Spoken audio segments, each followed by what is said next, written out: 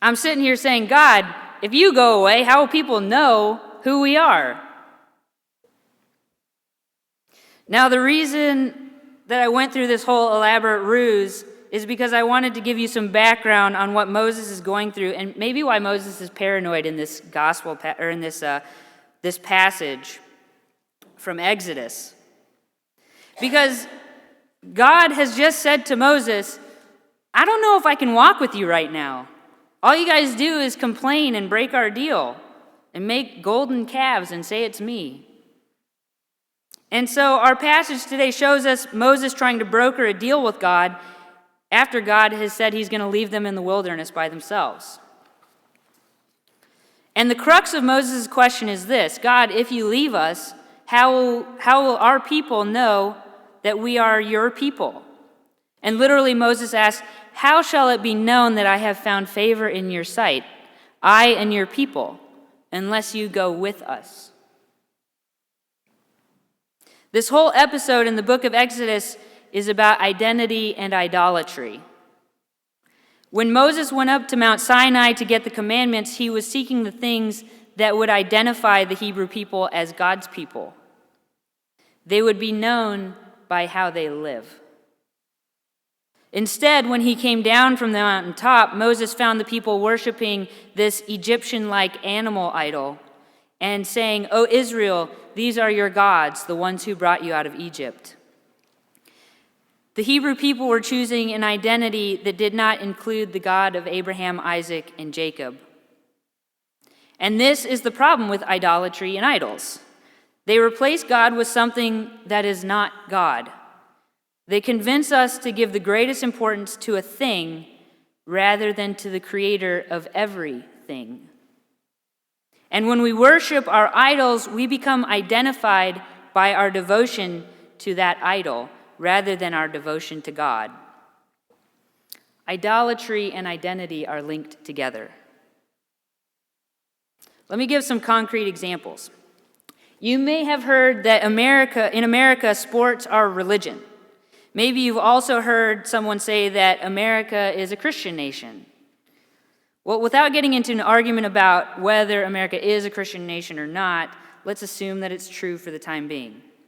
Now, in our Christian nation, which do you think you would find out about a person first? Which sports team they like or which church they go to? We have put sports on such a high pedestal in this country, and I'm guilty of this too, that we're more likely to talk about and be identified with the teams that we support, the sports that we play, rather than whether we're Christians. How about another idol? Politics. I know it's not proper to talk about politics in church, but I'm going to do it anyway. Political leanings in this country are idolatrous. They're so idolatrous, in fact, that not only do they take the place of God, but they masquerade as God in open daylight.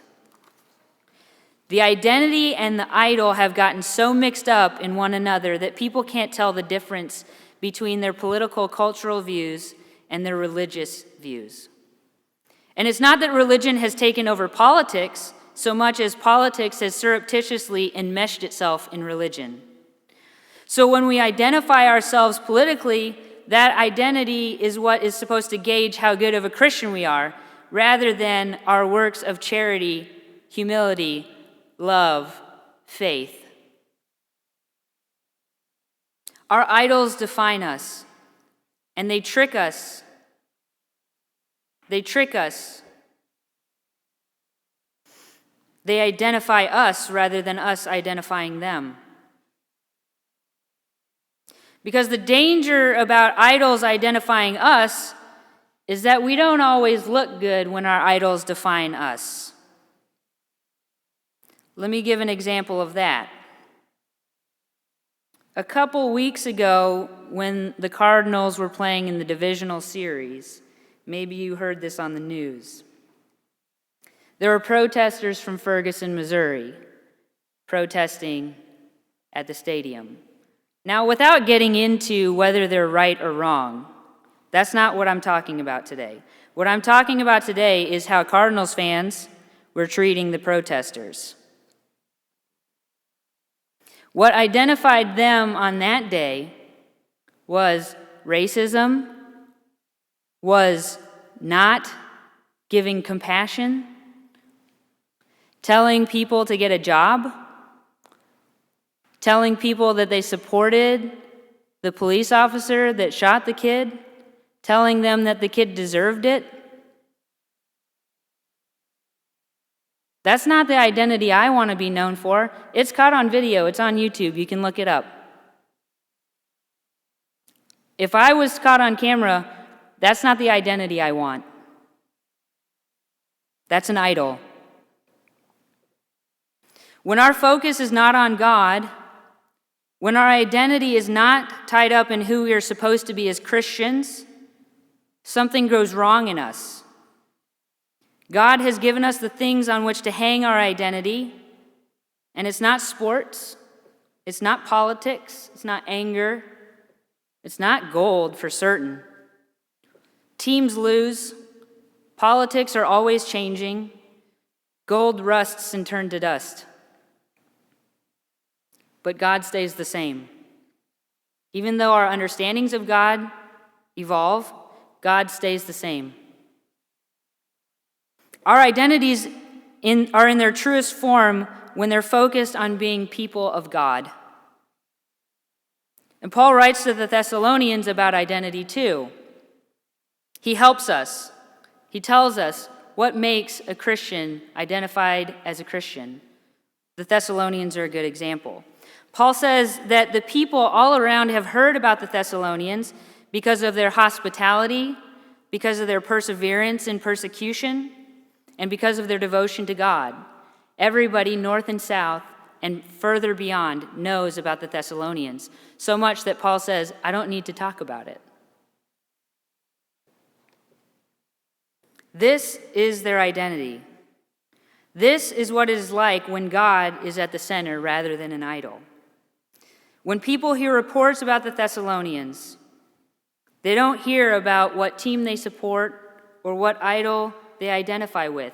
In fact, Paul praises them for putting aside idols. They hear about the Thessalonians that they inhabit the world as followers of Jesus, as not only hearers of the word, but doers of the word. And so, I would challenge us today when we think about stewardship to add to our definition of stewardship. What is it that marks us out as followers of Jesus? Sometimes it's giving money, sometimes it's giving talent, and sometimes it's giving treasure or time. And we continually go over and over about time, talent, treasure.